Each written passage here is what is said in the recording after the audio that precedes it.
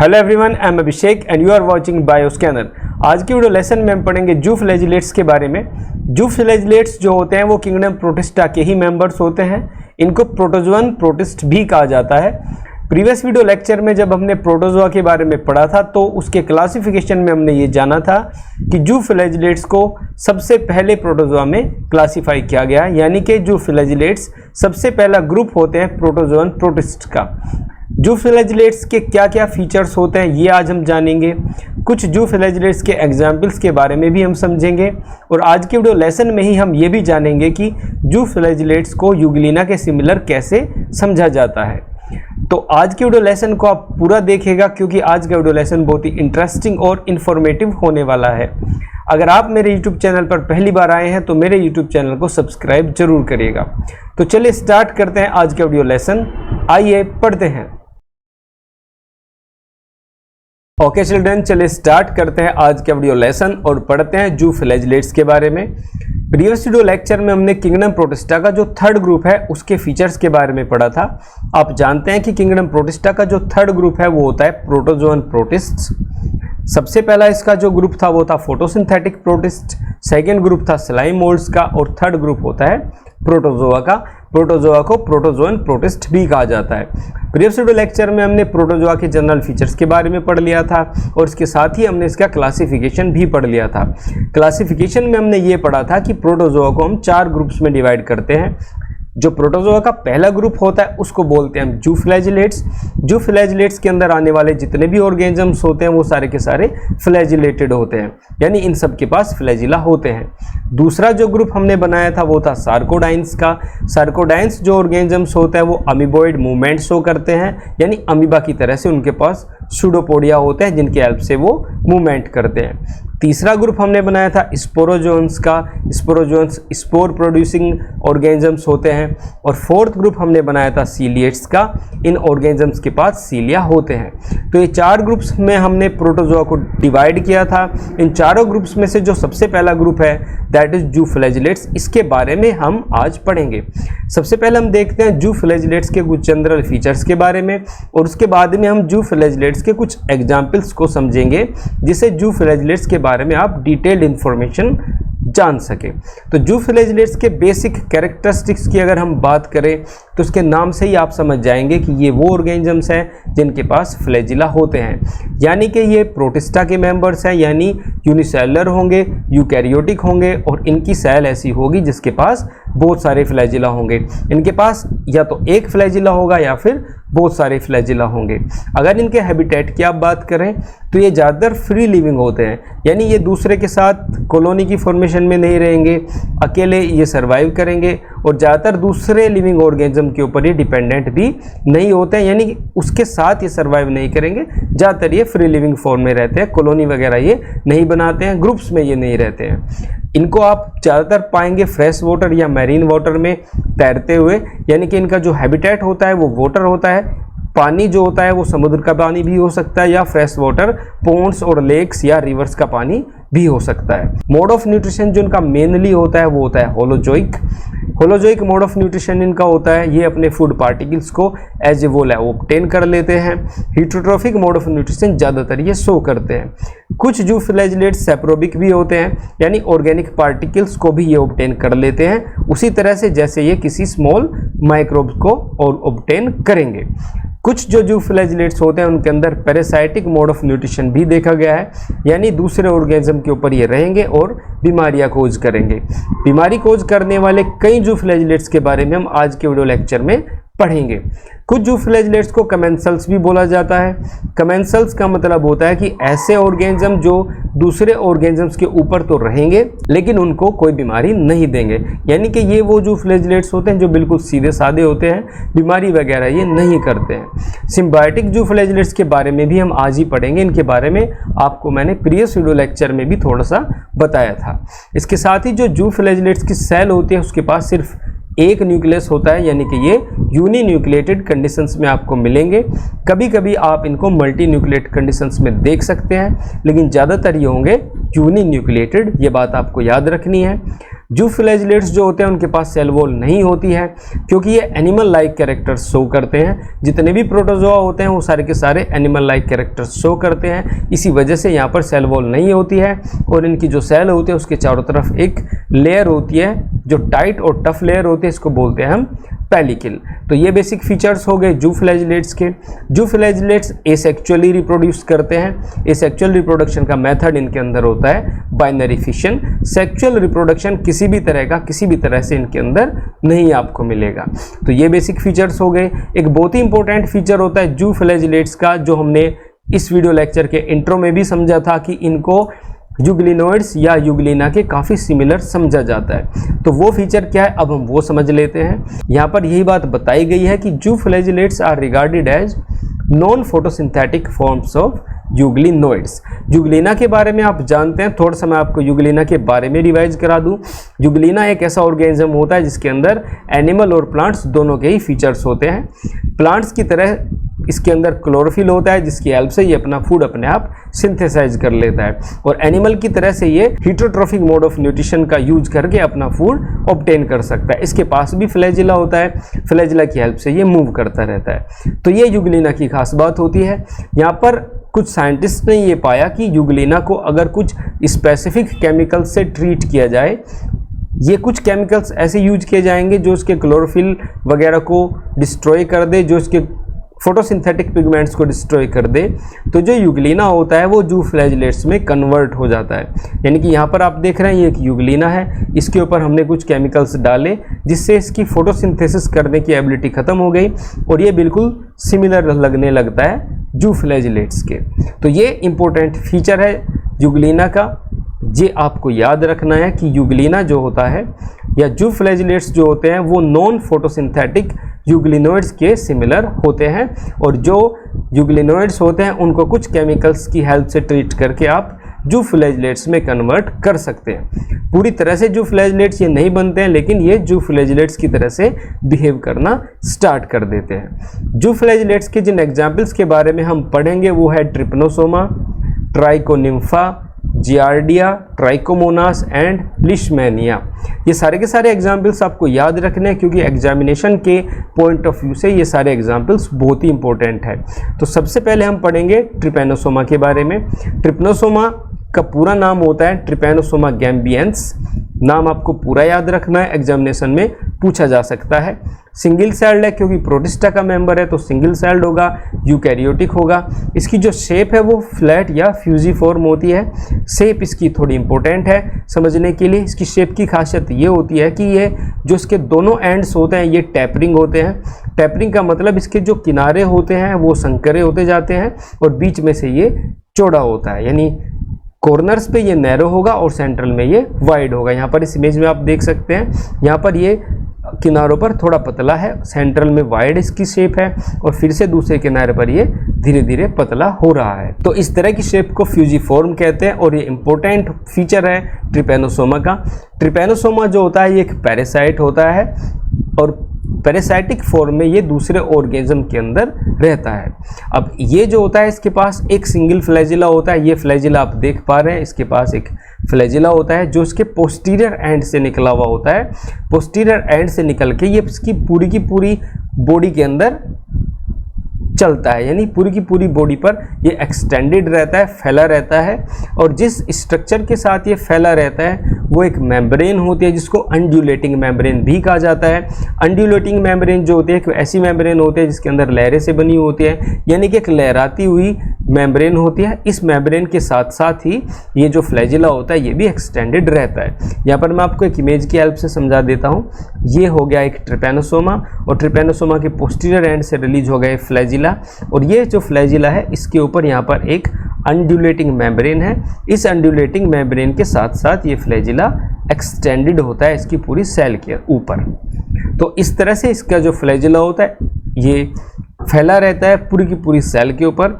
Trypanosoma जो होता है ये आप जान चुके हैं कि ये पैरासाइटिक है, हमारे अंदर ये मिलता है और हमारे अंदर ये डिजीज़ भी करता है। इसी वजह से इसको डाइजेनेटिक भी कहा जाता है। डाइजेनेटिक का मतलब होता है कि इसके दो होस्ट होते हैं, इसका एक होस्ट से काम नहीं चलता है दो अलग अलग ऑर्गेनिजम्स के ऊपर ये रहता है और अपना लाइफ साइकिल कंप्लीट करने के लिए इसको दो होस्ट्स की जरूरत पड़ती है। पहला जो होस्ट इसका होता है वो होता है मैन यानी कि हम, और जो दूसरा इसका होस्ट होता है वो होता है सेट्सी फ्लाई। यानी कि दो होस्ट्स इसको चाहिए, दो मेजबान इसको चाहिए, दो अलग अलग टाइप के ऑर्गेनिज्म इसको चाहिए अपना लाइफ साइकिल कंप्लीट करने के लिए। जो प्राइमरी या मेन होस्ट ट्रिपैनोसोमा का होगा वो होगा मैन यानी कि हम, और जो दूसरा होस्ट होगा इसका वो होगा सेट्सी फ्लाई। सेट्सी फ्लाई को जब आप बोलेंगे तो यहाँ पर इसका जो पहला टी है आप इसको साइलेंट कर देंगे तो बड़ी आसानी से आप इसको याद रखेंगे। ये हो गया सेट्सी फ्लाई। सेट्सी फ्लाई इसका वेक्टर की तरह से काम करती है, यानी कि ये इसको लेकर के चलती है और मैन के अंदर इसको फैला देती है। तो ट्रिपैनोसोमा के बारे में ये कुछ बेसिक बातें हो गई। एक इंपॉर्टेंट चीज़ है ट्रिपैनोसोमा के बारे में जो आपको याद रखनी है कि ये पॉलीमॉर्फिज्म शो करता है। पॉलीमॉर्फिज्म का मतलब है कि अपनी लाइफ साइकिल में ही ये अलग अलग फॉर्म्स में आपको दिखाई देगा। इसकी 4 बेसिक फॉर्म्स होते हैं जिनमें आप इसको देख सकते हैं। एक लाइफ साइकिल में ही आप इसको 4 अलग अलग रूपों में देख सकते हैं। इस फिनोमेना को हम पॉलीमॉर्फिज्म कहते हैं। ये 4 रूप क्या होते हैं इनको पढ़ने की आपको कोई ज़रूरत नहीं है, बस ये चीज़ आपको याद रखनी है कि ट्रिपैनोसोमा पॉलीमॉर्फिज्म शो करता है। अब ट्रिपैनोसोमा जो होता है ये पैरासाइटिक होता है और हमारे अंदर जो डिजीज ये कोज करता है उसका नाम होता है स्लीपिंग सिकनेस या ट्रिपैनोसोमियासिस। ट्रिपैनोसोमियासिस आते ही आप समझ जाएंगे कि ये एक बीमारी है जिसको कर रहा है ट्रिपैनोसोमा, लेकिन इसका जो दूसरा नाम है स्लीपिंग सिकनेस ये भी आपको याद रखना है। स्लीपिंग सिकनेस का मतलब ये होता है कि जो इंडिविजुअल जिसके अंदर ट्रिपैनोसोमा ये बीमारी कर देता है उसके अंदर फीवर आता है, चिल्स आते हैं, जिसको ठंड लगती है, बहुत तेज़ बुखार आता है, उल्टियाँ लगती हैं, और इसके साथ साथ जब ये अपनी लास्ट स्टेज में या भयंकर रूप में आ जाता है तो ये स्लीपीनेस ला देता है। यानी कि जो पेशेंट होता है वो हमेशा सोता ही रहता है, उसके अंदर बहुत ही सुस्ती आ जाती है और सोते सोते उसकी डेथ हो जाती है। इसी वजह से इस बीमारी को स्लीपिंग सिकनेस कहा जाता है। तो ये चीज़ आपको ट्रिपैनोसोमा के बारे में याद रखनी है। एक चीज़ आपको और याद रखनी है ट्रिपैनोसोमा के बारे में कि जो फ्लाई इसको फैलाती है उसका नाम होता है सेट्सी फ्लाई और उसका जूलॉजिकल नेम होता है ग्लोसियाना पाल्पेलिस। तो ये नाम आपके लिए बहुत ही इंपॉर्टेंट है। एग्जामिनेशन में ये नाम कई बार पूछ लिया जाता है क्योंकि सेट्सी फ्लाई आप बड़ी आसानी से याद रख पाएंगे, लेकिन ग्लोसियाना पाल्पेलिस आप भूल सकते हैं। तो ये चीज़ आपको याद रखनी है कि ट्रिपैनोसोमा का जो वेक्टर होता है वो होती है सेट्सी फ्लाई या ग्लोसियाना पाल्पेलिस, ये इसको फैलाती है। अब हम थोड़ा सा इसका लाइफ साइकिल समझ लेते हैं, कैसे इसका लाइफ साइकिल चलता है। तो लाइफ साइकिल की सबसे पहली स्टेज में ये जो सेट्सी फ्लाई या ग्लोसिना है ये हमें काटती है और हमें काटने से इसके अंदर जो ट्रिपैनोसोमा है वो हमारे ब्लड के अंदर पहुंच जाता है। हमारे ब्लड के अंदर जाने के बाद में ये बाइनरी फिशन करता है और यहाँ पर इसका डिवीजन स्टार्ट हो जाता है। ये ब्लड में लिम्फ में हमारी रहता है और वहाँ पर कंटिन्यूसली डिवाइड करता रहता है। इसके बाद में जो दूसरी मक्खी हमें काटती है उस मक्खी के अंदर ये पहुंच जाता है। अब मक्खी के अंदर भी जाकर ये डिवाइड करता है, अपने नंबर्स को बढ़ा लेता है उसकी सेलिवरी ग्लैंड्स के अंदर, फिर ये मक्खी किसी दूसरे इंडिविजुअल को काटती है और इस तरह से ये कंटिन्यूसली फैलता रहता है। ट्रिपैनोसोमा का जो ये स्प्रेड है ये बहुत ही डेंजरस होता है। कई अमेरिकन और अफ्रीकन कंट्रीज़ में ये भयंकर बीमारी के रूप में दिखाई देता है। ट्रिपैनोसोमा गैम्बियंस के अलावा इसकी कई स्पीसीज भी होती हैं, जैसे कि एक स्पीसीज होती है ट्रिपैनोसोमा क्रूजी, ये भी एक बीमारी करती है जो मिलती है साउथ अमेरिका में। इसको बोला जाता है चागास डिजीज या ट्रिपैनोसोमियासिस। तो ये दोनों की दोनों डिजीजेज जो आपने पढ़ी है ये आपको याद रखनी है। तो ये था ट्रिपैनोसोमा। अब हम पढ़ते हैं लीशमैनिया डोनोवेनी के बारे में। लीशमैनिया डोनोवेनी जो होता है ये एक पैरासाइटिक जू फ्लैजिलेट होता है, यानी कि ट्रिपैनोसोमा की तरह से ही ये भी दूसरे ऑर्गेनिज्म के ऊपर रहेगा और उनके अंदर डिजीज कोज करेगा। इसकी जो शेप होती है वो ओवॉइड होता है, यानी कि आपको ओवल शेप में मिलेगा। यहाँ पर आप इसको देख सकते हैं।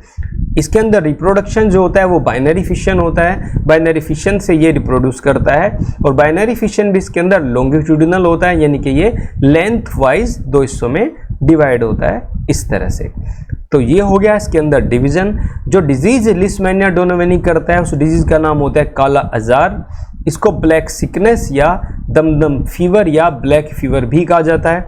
नाम से ही आप समझ सकते हैं कि जिस इंडिविजुअल को ब्लैक फीवर होगा उसकी स्किन में हैवी पिगमेंटेशन होगा, उसका जो स्किन का कलर है वो ब्लैक होता चला जाएगा और इसी वजह से इसको हम ब्लैक फीवर कहते हैं। और ब्लैक फीवर के जो सिम्टम हैं इनसे आप देखकर बड़ी आसानी से जान सकते हैं कि ये जो इन्फेक्शन है ये है लिस्टमैनिया डोनोवेनी का। लिस्टमैनिया डोनोवेनी ने इन्फेक्ट किया है इस इंडिविजुअल को जिसके अंदर ये इस तरह के सिम्टम्स आ रहे हैं। इसके साथ साथ इसके अंदर एक इम्पोर्टेंट सिम्टम आता है, वो होता है लिवर और स्प्लीन का फैल जाना, यानी कि लिवर और स्प्लीन का जो साइज होता है वो बढ़ जाता है। लिवर का काम आप जानते हैं, लिवर हमारी बॉडी के अंदर जितने भी टॉक्सिक सब्सटेंसेस आते हैं उनको डिटॉक्सिफाई करता है और बॉडी से रिमूव करता है। स्प्लीन एक छोटा सा ऑर्गन होता है जो हमारे स्टमक के ऊपर लोकेटेड होता है।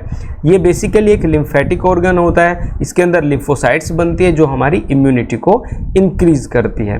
तो इन दो ऑर्गन्स के ऊपर अटैक करता है लिस्टमैनिया, इनके अंदर ही ये रहता है, यहाँ पर इसका इन्फेक्शन होता है और इनका जो साइज होता है वो लिस्टमैनिया की वजह से एनलार्ज हो जाता है। इसके बाद में इंडिविजुअल को फीवर आता है। फीवर आने के बाद में उसकी जो स्किन होती है उसका रंग काला पड़ना स्टार्ट हो जाता है। इसी वजह से हम इसको ब्लैक फीवर, ब्लैक सिकनेस भी कहा जाता है। साइंटिफिकली इस डिजीज को बोला जाता है विसरल लिस्टमैनिएसिस। यहाँ पर लिस्टमैनिएसिस जुड़ा हुआ है तो इसके जो साइंटिफिक नाम है इसको बड़ी आसानी से आप समझ जाएंगे कि इसका जो कोजल ऑर्गेनिज्म है वो है लिस्टमैनिया, जो कि एक पैरासाइटिक जू फ्लैजिलेट है। ये मेंबर है किंगडम प्रोटिस्टा का और इसको रखा गया है प्रोटोजोआ के अंदर। ये जो डिजीज है ये मेनली मिलती है ईस्ट एशिया में, अफ्रीका में और कुछ अमेरिका के पार्ट्स में। लिस्टमैनिया जो डोनोवेनी होता है इसका जो वेक्टर होता है वो होती है सैंड फ्लाई। सैंड फ्लाई जो मिलती है ये ज़्यादातर आपको सैंडी एरियाज या रेतीली जगह पे मिलती है। ये इसको फैलाती है, सैंड फ्लाई के अंदर ये रहता है और इसी की हेल्प से ये स्प्रेड होता है। लिस्टमैनिया बड़ी आसानी से हमारे लिवर के अंदर, स्प्लीन के अंदर, ब्लड कैपिलरीज के अंदर सर्वाइव करता है। सैंड फ्लाई का जूलॉजिकल नेम भी आपको याद रखना है। सैंड फ्लाई का जूलॉजिकल नेम होता है फ्लीबोटोमस। ये भी आपको याद रखना है क्योंकि फ्लीबोटोमस के नाम से आपसे पूछा जाएगा, सैंड फ्लाई के नाम से आपसे रेयरली पूछा जाएगा। आपसे क्वेश्चन पूछा जा सकता है who is the vector of Leishmania donovani, आपको बताना होगा सैंड फ्लाई और आपको इसका जूलॉजिकल नेम भी याद रखना होगा, दैट इज फ्लीबोटोमस। तो ये हो गया लिस्टमैनिया। लिस्टमैनिया के बारे में हमने पढ़ लिया है। लिस्टमैनिया के बाद में अब हम पढ़ते हैं जियार्डिया इंटेस्टाइनलिस के बारे में। जियार्डिया इंटेस्टाइनलिस के नाम से आप समझ गए होंगे कि ये एक ऐसा जू फ्लैजिलेट है जो हमारी इंटेस्टाइन में रहता है। ये भी पैरासाइटिक है, हमारी इंटेस्टाइन के अंदर ये पैरासाइट की फॉर्म में रहता है। हमारी इंटेस्टाइन से ये सारा का सारा जो प्रिपेयर्ड फूड है उसको एब्जॉर्ब करता रहता है और वहाँ पर बीमारी ये फैलाता है। अगर एक बार इसका इन्फेक्शन होता है तो हमारी बॉडी में ये काफ़ी लंबे टाइम तक रहता है और बहुत दिनों तक ये अपना इन्फेक्शन फैलाता रहता है। अगर इसको सर्च नहीं किया गया, अगर इसको डायग्नोस नहीं किया जाता है तो बहुत लंबे टाइम तक ये हमारा पेट खराब रख सकता है। इसी वजह से इसको grand old man of intestine भी कहा जाता है। ग्रैंड ओल्ड मैन का मतलब यहाँ पर यही है कि ये एक ऐसा इन्फेक्शियस जू फ्लैजिलेट है जो बहुत लंबे टाइम तक हमारी इंटेस्टाइन में रहता है। हमारी इंटेस्टाइन के अंदर ये जाकर डाइजेशन को डिस्टर्ब करता है, फूड के एब्जॉर्प्शन को डिस्टर्ब करता है और इसकी वजह से हमारा जो स्टमक है, पेट है, पेट के अंदर दर्द होता है, डिस्कम्फर्ट क्रिएट होता है और अगर सिम्टम ज़्यादा होते हैं तो फीवर और हेडेक भी हो सकता है। तो ये है जियार्डिया इंटेस्टाइनलिस। अब आप जियार्डिया इंटेस्टाइनलिस को पहचानेंगे कैसे? इसको आप देखकर पहचान सकते हैं। इसकी जो शेप होती है वो पियर शेप ये होता है। यहाँ पर आप देख रहे हैं ये हमारी इंटेस्टाइन से एसोसिएटेड है। जियार्डिया इंटेस्टाइनलिस पियर शेप ये होता है और एक और इसकी खास बात होती है कि इसके पास फ्लैजिला होते हैं 4 पेयर्स में। एक पेयर जो होता है ये इसके एंटीरियर पोर्शन में होता है और 3 फ्लैजिला के पेयर्स आपको मिलेंगे पोस्टीरियर पोर्शंस में। तो इस तरह से यहाँ पर आपको 4 पेयर्स में फ्लैजिला मिलेंगे जियार्डिया इंटेस्टाइनलिस के ऊपर, यानी कि टोटल आपको 8 फ्लैजिला जियार्डिया इंटेस्टाइनलिस में मिलते हैं। इसका जो मल्टीप्लिकेशन होता है वो मोस्टली बाइनरी फिशन ही होता है। ये हम इंट्रोडक्शन में भी समझ चुके हैं कि जितने भी जू फ्लैजिलेट्स होंगे वो ज़्यादातर बाइनरी फिशन से ही डिवाइड करेंगे, सेक्सुअल रिप्रोडक्शन ये शो नहीं करते हैं। तो ये था जियार्डिया इंटेस्टाइनलिस। इसके बाद में अब हम पढ़ते हैं ट्राइकोमोनास वेजिनैलिस के बारे में। इसके भी नाम से आप समझ गए होंगे, ट्राइकोमोनास वेजिनैलिस, यानी कि ये मिलता है वेजिना के अंदर।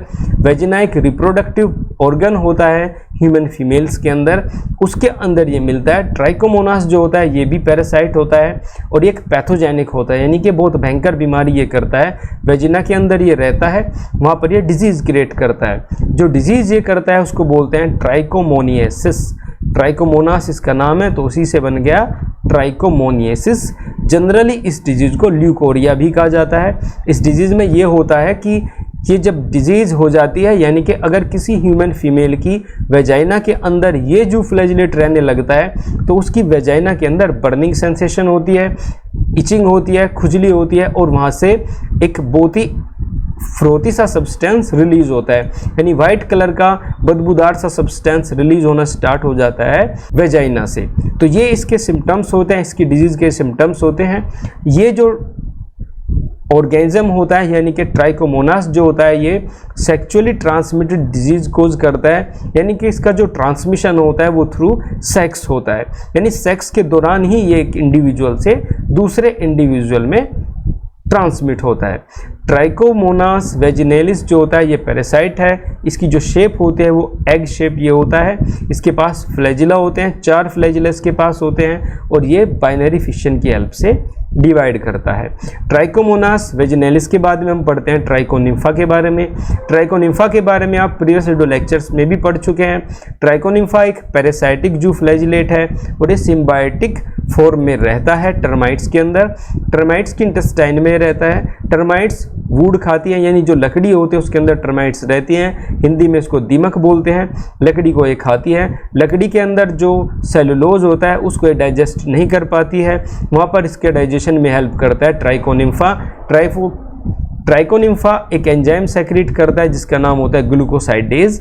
ग्लूकोसाइडेज जो होता है वो सेलुलोज को कन्वर्ट कर देता है ग्लूकोज में और उस ग्लूकोज को ये दोनों के दोनों जो ऑर्गेनिजम्स होते हैं वो शेयर कर लेते हैं। तो इस तरह से ट्राइकोनिम्फा एक सिम्बायोटिक है, ये रहता है टर्माइट्स के अंदर। टर्माइट्स से इसको शेल्टर मिलती है और बदले में ये टर्माइट्स को सेलुलोज को डाइजेस्ट करके दे देता है। इसकी खासियत ये होती है कि इसकी पूरी बॉडी के ऊपर आपको फ्लैजिला मिलेंगे। बहुत सारे फ्लैजिला आप इसकी बॉडी पे देख सकते हैं। यहाँ पर ये बहुत सारे फ्लैजिला यहाँ पर इसकी पूरी बॉडी पर डिस्ट्रीब्यूटेड है। उसका जो एंटीरियर एंड है यहाँ पर आपको एक पेपिला जैसी स्ट्रक्चर दिखेगी, यानी कि एक उभरी सी स्ट्रक्चर आपको दिखाई देगी जिसको बोलेंगे हम पेपिला। तो ये हो गया ट्राइकोनिम्फा। ट्राइकोनिम्फा के बाद में हम पढ़ते हैं लोफोमोनास के बारे में।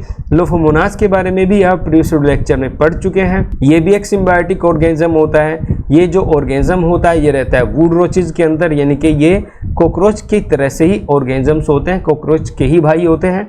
कॉकरोच हमारे घरों में रहता है। जो वुड रोचेज होते हैं ये लकड़ी के ऊपर रहते हैं, जो सड़ी गली लकड़ियाँ होती हैं वहाँ पर ये रहते हैं। लोफोमोनास जो होता है वुड रोचेज के अंदर सेलुलोज को डाइजेस्ट करता है और सेलुलोज को ग्लूकोज में कन्वर्ट कर देता है।